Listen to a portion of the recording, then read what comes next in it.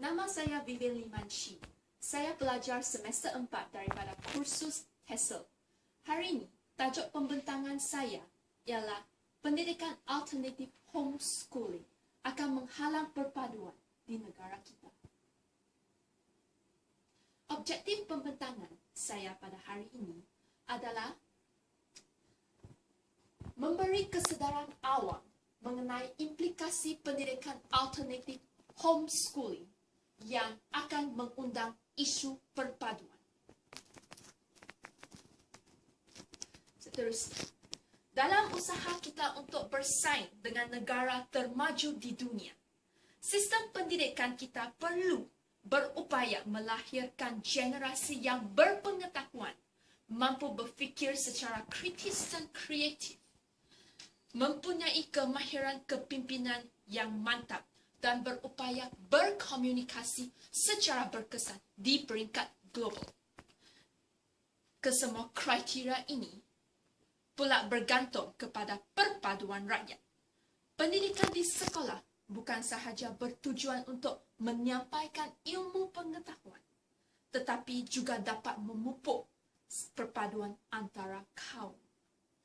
Pendidikan merupakan elemen penting bagi mengukuhkan perpaduan. Dengan setiap murid berinteraksi bersama dengan guru mereka yang datangnya daripada pelbagai latar belakang sosial dan juga pelbagai etnik, kaum dan bangsa. Seterusnya, perpaduan dalam kalangan remaja Malaysia merupakan suatu isu yang amat membimbangkan masyarakat dan juga kerajaan pada masa kini. Perpaduan antara kaum hanya boleh dicapai melalui pendidikan, kerana melentur buluh biarlah dari rebungnya. Semua kaum harus menerima pendidikan yang adil. Namun, selaras dengan perkembangan ekonomi semasa, sesetengah kelompok masyarakat mula beralih kepada pendidikan alternatif, iaitu homeschooling. Jadi, apakah itu pendidikan alternatif homeschooling? Homeschooling ini adalah pengajaran yang biasanya dijalankan di rumah di bawah pengawasan ibu bapa atau tutor yang profesional. Pelajar yang homeschool ini tidak perlu menghadirkan diri ke sekolah. Ia adalah satu praktis di bawah pengawasan keluarga sahaja. Dan sistem pembelajaran homeschooling ini menggunakan kurikulum atau sukatan pelajaran dari United Kingdom, United America, dan juga Canada. Dan kurikulum ini senang diperoleh menerusi internet. Homeschooling ini memberi kebebasan kepada ibu bapa dan juga pelajar untuk memilih bahan yang mereka perlukan dan juga memilih masa pelajar yang fleksibel bagi mereka. Pelajar homeschool ini tidak terdedah kepada masyarakat luar. Mereka hanya berdepan dengan ibu bapa, adik-beradik sendiri dan juga komputer sahaja.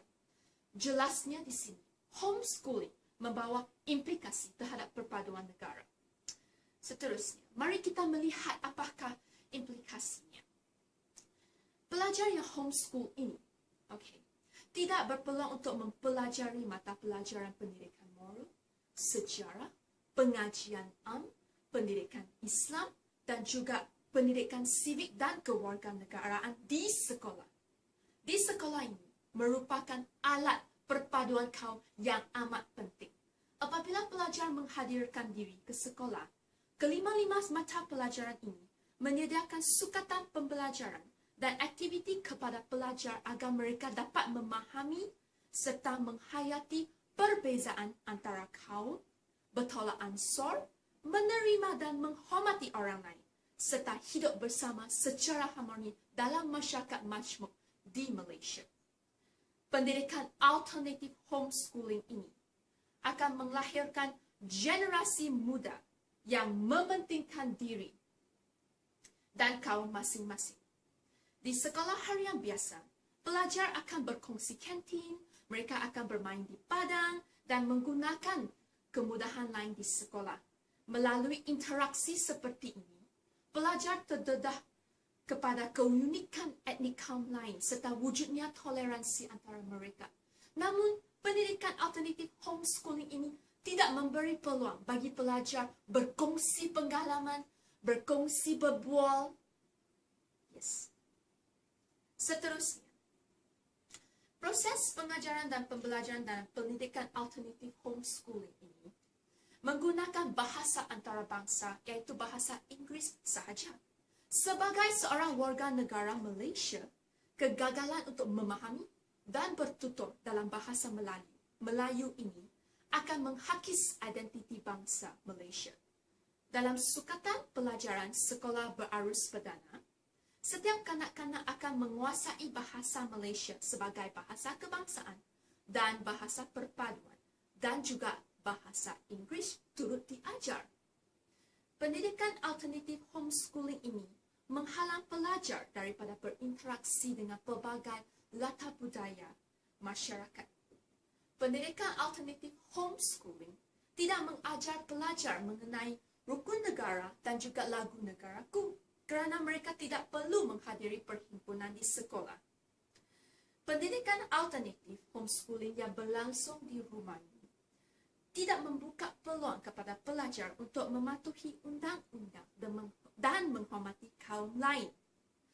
Mereka akan gagal bekerjasama dengan orang lain dalam tugasan berkumpulan kerana selalunya mereka bekerja secara sendirian ataupun individu. Pendidikan alternatif homeschooling akan melahirkan golongan individualistik yang merupakan jenis kelompok individu yang akan menghakis perpaduan negara. Apabila generasi muda menjadi golongan individualisme, maka pembangunan sosial dan ekonomi akan mengalami kemerosotan kerana pemuda negara tidak lagi bekerja sama antara satu sama lain dan mereka bersikap memilih kasih apabila berkawan hanya dengan kaum sendiri sahaja. Mereka yang homeschool ini tidak terdedah kepada lingkungan sosial yang luas dan hal ini secara tidak langsung akan menanam sikap prejudis di dalam mereka terhadap kaum yang lain. Sistem pendidikan alternatif homeschooling tidak menyediakan pelajar untuk menjalin perpaduan dengan kaum pelajar lain kerana ia bersifat pembelajaran secara individualisme. Pendidikan alternatif homeschooling ini bercanggah dengan maklumat wawasan 2020 yang bermaklumat untuk melahirkan masyarakat yang liberal dan toleran. Peningkatan dalam penggunaan internet di rumah pada zaman kini telah mendorong perkembangan homeschooling ini. Walau bagaimanapun, persekolahan dalam kalangan kanak-kanak masih penting. Di mana ada kemahuan, di situ ada jalannya. Terdapat beberapa cara yang efektif untuk menangani isu pendidikan alternatif ini agar menjadikannya lebih bersifat holistik dan menerapkan perpaduan. Mata pelajaran bahasa Melayu, pendidikan moral dan sejarah diwajibkan kepada pelajar yang homeschool.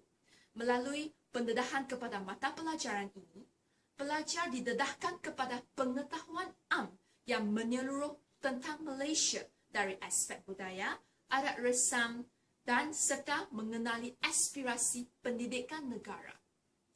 Seterusnya, pelibatan dalam aktiviti sukan dan riadah akan memberikan murid menjadi lebih cergas dan mempunyai badan yang lebih cergas, otak yang lebih cerdas.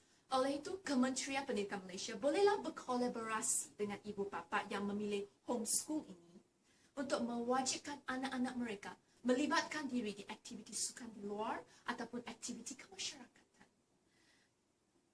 Agar yang ini perlu sebagai syarat tamat pengajian dan juga pemberian beasiswa di peringkat universiti atau college nanti.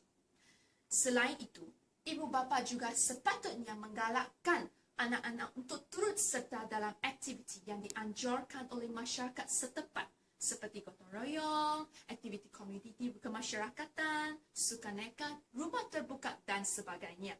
Yang aktiviti yang ini akan memberi peluang kepada pelajar untuk berinteraksi dengan baik dengan semua kaum.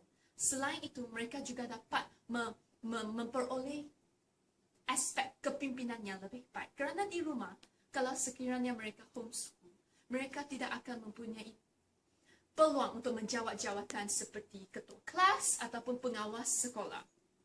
Seterusnya, Kementerian Pendidikan perlu memperkenalkan program seperti rancangan integrasi murid seperti REMOVE untuk perpaduan. Menerusi aktiviti REMOVE, program REMOVE ini, ia membolehkan murid dari pelbagai jenis sekolah, termasuk sekolah awam dan sekolah swasta, untuk bekerja sama menjayakan aktiviti co-curriculum dan sukan. Dengan ini, pelajar homeschool berpeluang untuk saling mengenali dan memahami antara satu sama lain, dan akan membesar dengan sikap toleransi dan hormat terhadap kepelbagaian budaya dan agama masyarakat Malaysia. Tambahan pula, pelajar homeschool dapat memupuk dan mengasah bahasa kebangsaan dan bahasa antarabangsa pada masa yang sama. Kerana apabila mereka berada di kawasan sekolah bersama dengan bangsa dan kaum yang lain, mereka dapat berkomunikasi dalam bahasa Inggeris. Selain daripada bahasa itu, mereka juga dapat bercakap dalam bahasa Melayu yang dapat membina identiti bangsa.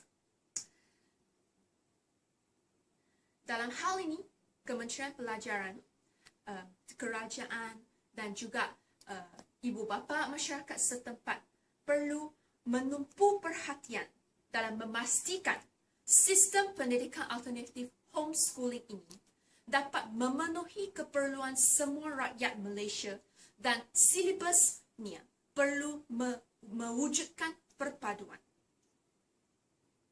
Sekian saja daripada saya. Sekian, terima kasih.